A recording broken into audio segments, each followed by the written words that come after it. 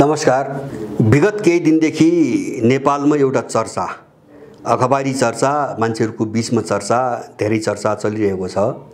नेपाल श्रीलङ्का बन्दैछ अथवा श्रीलङ्का बन्दैछ भन्नुको अर्थ श्रीलङ्का आर्थिक रूपमा जस्तो खालको सङ्कटमा फस्यो र अहिले त्यहाँ अभाव र मूल्यवृद्धिले जसरी सडकमा प्रदर्शनहरू लुटपाटहरू सुरु भए, नेपाल त्यो दिशातिर अगाडि बढिसकेको छ र त्यो दिन आउन धेरै समय लाग्दैन भन्ने खालको बहस र टीका टिप्पणीहरू अत्यन्तै व्यापक हुँदै गएका छन्। अब केही मान्छेले यसको खण्डन गरे, सत्तामा बस्नेहरूले यसको खण्डन गरे, नेपाल र श्रीलङ्काको अवस्था एउटै छैन, नेपाल श्रीलङ्का हुँदैन। सत्तामा बस्नेहरूले यो तर्क गरिरहेका छन् र विपक्षीहरूले चाहिँ सत्तामा बस्नेहरूले अराजकता फैलाउन खोजिरहेको आरोप लगाइरहेका छन्, विशेष गरेर राष्ट्र बैंकको गभर्नरलाई निलम्बन गरिएपछि। अब यी चाहिँ यिनका आफ्ना राजनीतिका कुरा भए हैन। जसले सत्तामा कुर्सी पाएको छैन त्यसले सत्ताले देश बिगार्दैछ भन्यो, जसले चाहिँ जो सत्तामा कुर्सी समातेर बसेको छ त्यसले चाहिँ मैले देश राम्रो गरिरहेको छु भन्यो। यो यिनका कुराहरू भए। त हामीले मैले अलिकति चाहिँ यो कुरो किन जोडाउनु खोजेको भन्छ भने यो पाकिस्तानमा जे चिज देखियो अहिले पाकिस्तान र श्रीलङ्कामा, यसले नेपालीहरूलाई झस्काउनु पर्ने हो। मेरो आफ्नो चाहिँ तपाईको मत अनुसार यदि यो सबै घटनाक्रम, विश्वका घटनाक्रमहरू हेरिरहेको कुनै नेपाली छ, यो विश्वको सबै घटनाक्रममा बुझ्ने कुनै व्यक्ति छ र यसको हुन्छ नि जो लहर हो कहाँ जोडिएको छ भने जसले ध्यान दिन सकेको छ, त्यो मान्छे यी सबै घटनाक्रमहरू देखेर झस्किनु पर्ने हो। अब सत्तामा बस्ने र नबस्ने दलालहरू जोसुकै हुन्, यिनी सबै एमसीसी एकमतले पारित गर्ने मान्छेहरू हुन्। त्यसकारणले कसले यिनका विरुद्धमा के भन्छ त्यो हामीसँग सरोकारको कुरो पनि भएन, त्यसका पछाडि कुनै अर्थ पनि हुँदैन। तर एउटा के निश्चित हो भन्छ भने अब श्रीलङ्काको नामले बुझाउनुको निम्ति, किन श्रीलङ्कामा गडबडी भएको छ त्यसकारणले नेपालको तस्बिर बुझाउनुको निम्ति श्रीलङ्का एउटा उदाहरण हैन, बुझाउन सकिने उदाहरण भावनाले श्रीलङ्काको नामले त्यो आफ्नो ठाउँमा छ। तर मेरो आफ्नो बुझाइमा नेपालको अवस्था श्रीलङ्काको भन्दा भयावह हुँदैछ, हुनेवाला छ हैन। हामीले राम्रोसँग चाहिँ कुरा बुझ्ने कोसिस गरेनौँ भने श्रीलङ्का त केही पनि भएको छैन, अभाव हो, एउटा बजारमा सङ्कट देखेको हो। नेपालको एउटा बहुआयामिक जो चाहिँ तपाईँको सङ्कट हो नि, त्यो सङ्कटले अकल्पनीय अवस्था सृजना गर्दैछ, गर्ने तयारीमा चाहिँ केही शक्तिहरू लागेका छन्। अब त्यो चाहिँ कुनै व्यक्ति, कुनै शक्ति, कुनै चाहिँ अब एउटा इकाइ को मनमा केही कुरो लागेर यो सङ्कटको दिशातिर सृजना के अरे चाहिँ नेपाल अगाडि बढिरहेको होइन। हामी विश्वमा जे देखिरहेका छौँ नि त्यसैको एउटा अभिन्न कडी नेपालको भूराजनीति हो। पाकिस्तान पनि त्यही हो। जस्तो म पाकिस्तानको कुरा गरौँ, पाकिस्तानमा जस्तो इमरान खानले आरोप लगाए जस्तो सत्य कुरा के हो भन्छ भने पाकिस्तानको तख्ता पलट भन्छन् उनीहरू हैन, जो सत्ताको कु भयो हैन, त्यो चाहिँ अमेरिकाले गरायो पश्चिमाले। यसमा कुनै पनि शङ्का छैन, त्यसका केही कारणहरू पनि स्पष्ट छन्। किन भन्छ भने एउटा त पाकिस्तान चाहिँ तपाईँको इमरान खानको नेतृत्वको पाकिस्तान पश्चिमाहरूको अमेरिकन रणनीतिको अनुकूल भएन। किन अफगानिस्तानबाट अमेरिका भागेपछि उले पाकिस्तानको हवाई क्षेत्र र जमिन प्रयोग गर्नको निम्ति मागेको थियो। आफ्नो एउटा सैन्य क्याम्प चाहिँ पाकिस्तानमा राख्ने माग गरेको थियो, हवाई आकाश प्रयोग गर्न पाउनुपर्ने माग गरेको थियो, पाकिस्तानले दिएन, दुबई गर्न दिएन। दोस्रो चाहिँ तपाईँको पाकिस्तान चाहिँ चीनको सिल्क रोड जो चाहिँ उनीहरू BRI भन्छन् त्यससँग निकै ठुलो प्रोजेक्टमा हैन, CPEC भन्छन्, जो करिडोर छ सिन्जियानदेखि लिएर चाहिँ ग्वादर बन्दरगाहसम्म त्यसमा जोडिएको छ। उनीहरू चाहिँ त्यो बाटो ब्लक गर्न चाहन्छन् अथवा चीनको एउटा आर्थिक चाहिँ यात्राको त्यो बाटोलाई उनीहरू ब्लक गर्न चाहन्छन्। त्यो काम पाकिस्तानले गरिरहेको थियो, मानिरहेको थिएन पश्चिमाहरूको कुरो। तेस्रो कुरो, युक्रेन सङ्कटलाई लिएर अहिले इन्डियाको भूमिका पनि अमेरिकन चाहिँ चाहनाको विपरीत देखिएको छ। जस्तो रुसबाट कुनै पनि चिज चाहिँ नकिन्ने अथवा रुसले प्रस्ताव गरे जस्तो रुबल र भारूमा चाहिँ कारोबार नगर्ने, डलरमै गर्ने लगायतका धेरै दबाब अमेरिकनहरूले दियो, इन्डियनहरूले त्यो गर्न मानिरहेका छैनन्। त्यसकारणले अब एउटा अर्को कोणबाट उसले के हेर्यो त भन्छ भने इन्डिया यसै गरी अडियो अथवा चाहिँ रुसको विरुद्धमा ल्याउन सकेन भने इन्डियालाई ठेगान लगाउने कहाँबाट भनेपछि त्यो पाकिस्तानी हो। किन भन्छ भने 50औं वर्षदेखि इन्डियाको विरुद्धमा उनले प्रयोग गरेको पाकिस्तान हो। किन इन्डियासँगको यिनको सम्बन्ध सुधार त यो 1990 जब सोभियत सङ्घको विघटन भइसकेपछि र अब सोभियत सङ्घ यो रुस चाहिँ धेरै कमजोर भएर गइसकेपछि इन्डियनहरू बस्नकै निम्ति पनि पश्चिमी किताबमा गए, अमेरिकन किताबमा गए। त्यो अब यसको सानो इतिहास छ हैन, भर्खरको इतिहास हो। तर चाहिँ उसको चाहिँ पुरानो सम्बन्ध रुससँगै सम्बन्ध हो र अब अहिले पनि त्यही देखिएको छ। त्यही पुरानो विरासतले चाहिँ तपाईको बलियोसँग काम गरेको देखा परिरहेको छ।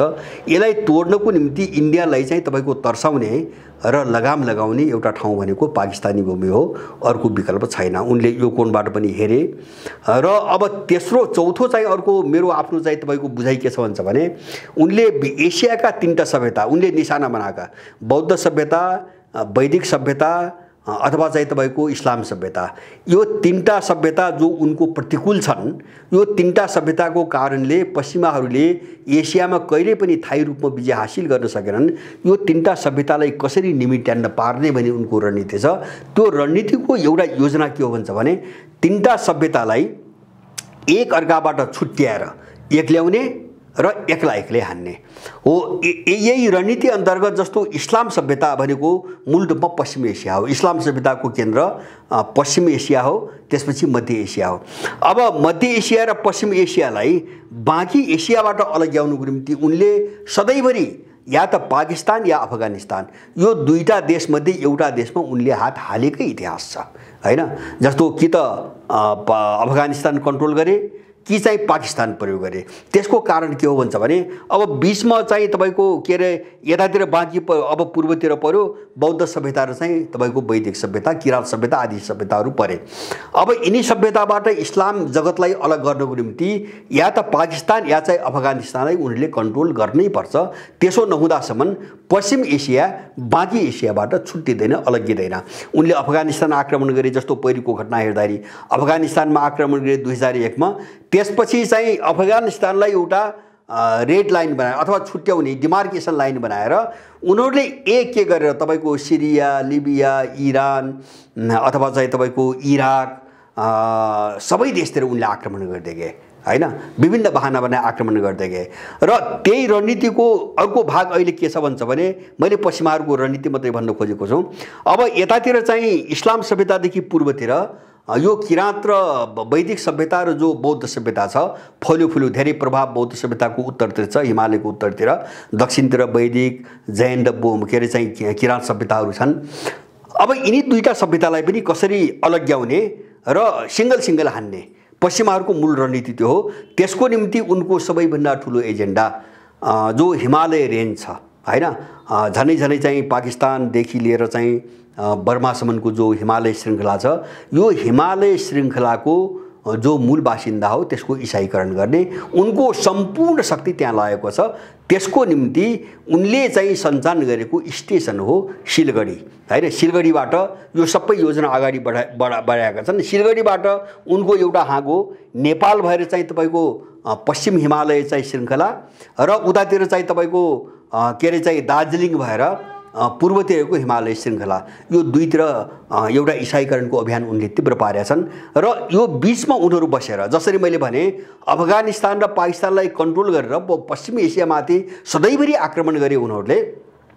अब यो हिमालय श्रृङ्खलाको बीचमा बसेर अथवा त्यो भूमिलाई कब्जा गरेर उनीहरूले चाहिँ तपाईको त्यहाँ चाहिँ आफ्नो स्टेसन बनाएर उनले दक्षिण र उत्तरतिर एक्लै चाहिँ हान्ने रणनीति बनाइरहेका छन्। अब यो उनीहरूको चाहिँ उनले नभन्ने गरेको हैन, उनले बाहिर नभन्ने गरेको तर सबैभन्दा महत्त्वपूर्ण रणनीति हो हैन उनले गरेको। अब त्यसको निम्ति मैले भने अब पश्चिमी एसियालाई अब बाँकी एसियाबाट काट्नको निम्ति अफगानिस्तानबाट भागेपछि अब उनीहरूलाई पाकिस्तान नियन्त्रण गर्न परेको छ। चौथो कारण यिनी सबै कारणले गर्दाखेरि अब त्यसमाथि भयो के भन्छ भने युक्रेन सङ्कटपछि इमरान खान चाहिँ त्यही युक्रेनमाथि रुसी कारबाही सुरु भएकै दिन उनी चाहिँ तपाईको रुस गए, पुटिनसँग भेटे। यसबाट चाहिँ तपाईको अमेरिकनहरू आगो भएका थिए र उनीहरूले चाहिँ विपक्षीहरूलाई प्रयोग गरे। विपक्षी त्यहाँको सेना, अदालत सबैलाई प्रयोग गरेर जो उनको 50औं वर्षदेखिको एउटा प्रभाव थियो त्यसलाई प्रयोग गरेर इमरान खानलाई सत्ताच्युत गरे र पाकिस्तानलाई अत्यन्तै डरलाग्दो शत्रुतापूर्ण चाहिँ तपाईको ध्रुवीकरणमा उनीहरूले धकेलिदिए हैन। श्रीलङ्का त्यही हो हैन। श्रीलङ्का जो उनको अनुकूल बन्न सकेन नि, श्रीलङ्कामा अरु केही पनि भएको होइन, टाट पल्टेको पनि होइन, बजारमा सङ्कट आएको विभिन्न कारणले जस्तो कोरोना कारणले। अब उनको चाहिँ श्रीलङ्काको चाहिँ चियाको सम्पूर्ण मार्केट बजार भनेको युक्रेन र रुस रहेछ, त्यो सबै बन्द भयो। अब कोरोनाले चाहिँ अर्थतन्त्र शिथिल बनायो। अब उनले आर्थिक सुधारका धेरै काम गरे, कर घटाउनेदेखि लिएर हैन। अब सार्वजनिक क्षेत्रमा जस्तो शिक्षा, स्वास्थ्य, जनताको निम्ति धेरै लगानी गरे। यस्ता धेरै कारणले गर्दाखेरि उनीहरूले अलिकति सङ्कट बेहोर्नु पर्यो। तर मुख्य चिज के हुन्छ भने उनले एमसीसी निकाले। श्रीलङ्का शिकार कहाँ भइरहेको छ भने उनले एमसीसी निकाले। एमसीसी निकाल्दाखेरि जो चाहिँ श्रीलङ्कामा बसेर चीनको दक्षिण चीन सागरबाट आउने जो रुट थियो नि, जो श्रीलङ्काको दक्षिणी भाग भएर जुन रुट अगाडि बढ्थ्यो त्यो रुटलाई ब्लक गर्ने र अब श्रीलङ्कामा जो चिनिया लगानी छ त्यसलाई चाहिँ तपाईको चाहिँ अवरोध खडा गर्ने हिसाबले जो श्रीलङ्कामा एमसीसी राख्न खोजेका थिए त्यो चाहिँ उनको तुयो। त्यो बदला लिन अमेरिकनहरूले खोजिरहेका थिए र अब त्यसमा बहुराष्ट्रिय कम्पनी पनि लागेका थिए। जस्तो चिनिया लगानी बढी भयो, बीआरआई पस्यो। अब कसरी अन्तर्राष्ट्रिय मुद्रा कोष, विश्व व्यापार सङ्गठन, विश्व बैंकहरूले कसरी चाहिँ तपाईको अठ्याउने, श्रीलङ्कालाई अठ्याउनले कब्जा गर्ने भन्ने उनको दबाब थियो, घेराबन्दी थियो, धम्की थियो हैन, धेरै थियो। जस्तो आर्थिक सुधार गर्ने उनको नीति चाहिँ तपाईको अवलम्बन गर्नेदेखि लिएर उनको लगानी चाहिँ बढाउने, वैदेशिक लगानीलाई एकदमै बढाउने हैन, सार्वजनिक लगानीमा कटौती गर्ने जस्ता धेरै मागहरू उनका थिए। श्रीलङ्काले मानिरहेको थिएन र बीचमा केही समस्याहरू बजारमा आए, त्यसको शिकार श्रीलङ्का बनाउन खोजिरहेका छन्। अब त्यसपछि जस्तो मैले ताइवान पनि तपाईँ हामी देखिरहेका छौँ कसरी गिजोल्न खोजिरहेका छन्। र पाकिस्तान र श्रीलङ्कामा जे भयो नेपालमा ठ्याक्कै त्यही हुनेवाला छ। किन भन्छ भने अब नेपाललाई एउटा ठुलो अराजकतामा लगेर कसरी चाहिँ तपाईको आफ्नो मुठ्ठीमा लैजाने अथवा आर्थिक अराजकता, राजनीतिक अस्थिरतामा लग्ने र आर्थिक पुनर्संरचना अथवा आर्थिक सुधारका नाममा कसरी आफ्नो कब्जामा लैजाने भन्ने खेलमा उनीहरू लागिरहेका छन्। जस्तो म यति बेला केही प्रतिकूलताका कुराहरू छु, नेपाल कहाँ फस्दैछ हैन। जस्तो श्रीलङ्काको कथा यिनले वाचन गरिरहेको छ नि, कहाँ खस्दैछ भन्छ भने अहिले युक्रेन सङ्कटपछि जो विश्वको बजार जो एकदम तरलतामा चाहिँ अगाडि बढिरहेको छ नि, यसले लाखौँ करोडौँ मान्छेहरूको रोजगारी खोज्ने सम्भावना, रोजगारी गुम्ने सम्भावना एकदम बढिसकेको छ र यसको असर खाडीमा पनि पर्छ। अब खाडीमा चाहिँ ठुलो सङ्ख्या नेपालीहरूको हैन, एकदमै सबभन्दा ठुलो सङ्ख्या खाडीमै छ। वैदेशिक रोजगारको नाममा त्यो विस्थापित हुन्छ। एक त रेमिट्यान्स अहिले घट्दै गएको छ, अहिले चाहिँ धेरै घटेको छ पहिलेको तुलनामा, अघिल्लो वर्षको तुलनामा रेमिट्यान्स घट्दै गएको छ। अब आर्थिक स्रोत पुरै बन्द हुन्छ। रेमिट्यान्स भएन भने अब त्यहाँ चाहिँ युक्रेन सङ्कटले छोयो र किताबन्दी भयो भने खाडीको रोजगारी सबै गुम्छ र अरू देशको पनि गुम्छ। अब त्यसले नेपाललाई कहाँ लाग्छ हामी कल्पना गरौँ। अब त्यसले नेपाललाई जस्तो वैदेशिक रोजगारी जाने बित्तिकै नेपाल किन डुब्छ भन्छ भने नेपालमा उत्पादन छैन। अहिलेको सङ्कटसँग मैले कुरा गर्दैछु, नेपालको उत्पादन छैन हैन। अब किन भन्छ भने विदेशी शक्तिले नेपाललाई आफूप्रति निर्भर बनाइराख्न यहाँ उत्पादनमा लगानी गर्नै दिएन, कहिले पनि गर्न दिएन। जो लगानी भयो त्यो दुईटा क्षेत्रमा भयो, हामी ध्यान देऊ। त्यो दुईटा, या त लगानीको ठुलो पैसा घर जग्गामा लाग्यो, सबै माफिया डिजाइनमा भएको छ, त्यो घर जग्गामा लगाएर पैसा सबै जाम गराइदिए उनीहरू, या त भौतिक पूर्वाधारको नाममा भयो हैन। जस्तो बाटो, एयरपोर्ट आदि इत्यादि हैन। त्यो क्षेत्र पनि अनुत्पादक हो। किन भन्छ भने त्यो क्षेत्र पूर्वाधारको त महत्त्व कहाँ हुन्छ भने जब हामीसँग उत्पादन छ, माल छ भने त्यो पूर्वाधारको विकास गरेको कुनै अर्थ हुन्छ। अब हामीसँग उत्पादनै छैन, मालै छैन भने जति पूर्वाधार बनाउनुस् त्यो अरूको निम्ति बनाउने हो, हाम्रो निम्ति त्यो कुनै पनि काम लाग्दैन। त्यसकारणले त्यसले पनि कुनै रिटर्न दिएन हैन। हामीले पठाउने चिज छैन, उनको चिज मात्रै आयो हैन, त्यसले पनि कुनै रिट दिएन, पैसा जाम भयो। भौतिक पूर्वाधारको नाम र घर जग्गाको नाममा पैसा सबै जाम भयो हैन। जाम भएपछि के भयो भन्छ भने अनि त्यसमा के गरे, अब सत्तामा बस्ने लुटिराहरूले जति सम्पत्ति लुटेका छन् त्यो सबै विदेशमा जम्मा गरिरहेछन्, नेपालभित्र त्यो पैसा छैन हैन। त्यसमाथि अहिले यो चाहिँ एमसीसी अनुमोदन भइसकेपछि नेपालबाट जो पैसा हुनेहरू हुन् तिनी पैसा हुनेहरूले धमाधम आफ्नो पैसा विदेश पठाइरहेका छन्। यहाँ चाहिँ बैंकहरू खाली गर्ने एउटा मिसनमा, त्यो चाहिँ विदेशी मिसनमा। किन भन्छ भने अब नेपाललाई चाहिँ तपाईको पैसाविहीन बनाउने उनको रणनीति छ हैन। अब ठुलो पुँजी भएका माफियाहरूले पैसा सबै बाहिर पठाइरहेछन्, भ्रष्टाचारीहरूले लुटेको पैसा सबै बाहिर गइरहेछ। अनि चाहिँ पढ्न जाने नाममा अरबौंको, मैले हिजो मात्रै समाचार पढेको थिएँ, तपाईको केबाट चाहिँ 7 अरब आयो, बाहिर पढ्ने विद्यार्थीहरू पढ्ने नाममा चाहिँ 43 अर्ब रुपियाँ चाहिँ तपाईको गयो अरे। 7 अर्ब रेमिटेन्स केबाट आयो, 43 अर्ब रुपियाँ चाहिँ बाहिरिएछ यो गएको साल हैन, 78 सालमा। भनेपछि पढाइका नाममा पनि सबै पैसा बाहिर गइरहेछ। अब लुट्नेले पनि पैसा बाहिर राखिरहेछ। नेपाललाई कंगाल बनाउने मिसनमा पनि माफियाले पैसा सबै बाहिर पलायन गरिरहेछ। अनि वैदेशिक रोजगारीमा जाने मान्छेहरूले एउटा रोजगारीको निम्ति 25 लाखसम्म पैसा बुझाइरहेका छन्, सबै पैसा बाहिर गइरहेछ। अब यो दृश्य हामी अब त्यसमा के छ भन्छ भने, अनि चाहिँ अब पैसा नभएपछि के भयो भन्छ भने तपाईको के रे पैसाको फ्लो कम भयो हैन। बजारमा पैसा छैन, पैसाको फ्लो कम भयो, बैंकमा पैसा छैन। बैंकले के गर्यो भन्छ भने ऋण दिन सक्दैन भने अहिले कसैले पनि ऋण पाइरहेको छैन। अब ऋण नपाएपछि के हुन्छ भन्छ भने अब मध्यम र सानो खालको जो व्यापार हो नि, जो व्यापार धन्दा हो नि, त्यो चाहिँ अब चौपट हुन्छ बिस्तारै। त्यो चाहिँ चौपट भएर सबै उखेलिन्छ। यो सबै मिसनमा भइरहेको छ हैन। जो तपाईँ हामी गर्छौँ, जो चाहिँ मध्यम खालको नेपाली छ, सानोतिनो पुँजी र तल्लो खालको चाहिँ जो कारोबार गर्ने हो, यो सबै टाट पल्टिन्छ हैन, यो सबै डुब्छ। उनी डुबाउने रणनीतिमा लागिरहेका छन्। र अब त्यसमा के भन्छ भने मैले पहिले भने उत्पादन छैन, त्यसकारणले निर्यात घट्यो, स्वात्तै घट्यो। अब निर्यात भन्दा कैयौं गुणा बढी ठुलो चाहिँ तपाईको आयात छ हैन, आयात छ। त्यसले गर्दाखेरि डलरको जो सञ्चित हो नि त्यो एकदमै घटेर गयो, डलर छैन। किन निर्यात भएपछि त विदेशी मुद्रा चाहिँ सञ्चित हुने हो। अब निर्यातै नभएपछि विदेशी मुद्रा अब कहाँबाट आउँछ? अब विदेशी मुद्रा चाहिँ कम हुँदै गएपछि राज्यको क्रय शक्ति घट्दै गयो। अब राज्यले माल किन्न नसक्ने, आयातै पनि नसक्ने भयो। आयात नभएपछि के हुन्छ? बजारमा अभाव देखिन्छ। अभाव देखियो भने के हुन्छ? त्यसले मूल्य वृद्धि गराउँछ हैन।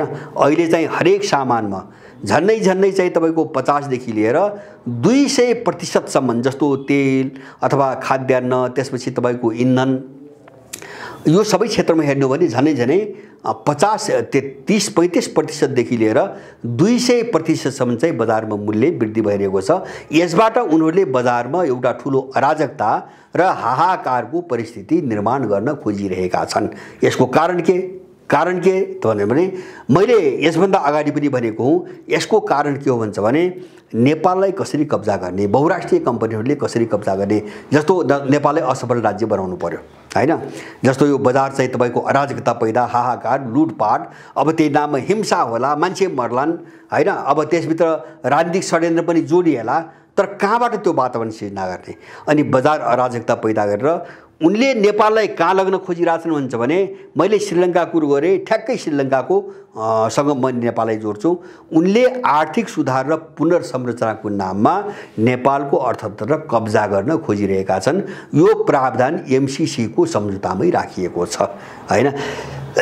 हामीले यो चाहिँ जो अराजकता देखिन थालेको छ नि, यसलाई चाहिँ यसको नसो अथवा यसको चाहिँ नाल कहाँ जोडिएको छ त्यो पनि बुझ्नुपर्छ। मैले एमसीसी सँग यसलाई किन जोडिरहेको छ भन्छ भने एमसीसी को धारा 1 मै तपाईहरु ध्यान दिएर पढ्नुस्। एमसीसी को लगानीले नेपालको के रे अर्थतन्त्र, नेपालको चाहिँ आर्थिक स्वतन्त्रता भन्ने शब्द गरेको छ।